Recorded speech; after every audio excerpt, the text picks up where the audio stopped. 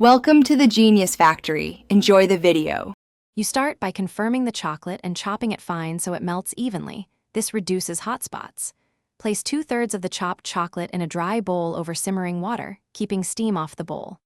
Stir gently and watch temperature. 45-50 degrees for dark, 40-45 degrees for milk, 38-43 degrees for white. Once most is melted, remove from heat and add the remaining chocolate to seed the melt. This jumpstarts crystallization and gives you control of the tempering process. Once done with the initial melt, you cool the chocolate by stirring and agitating. Scraping the bowl helps dissipate heat faster. Aim for target cooling temps, about 27-28 degrees for dark, 26-27 degrees for milk and white.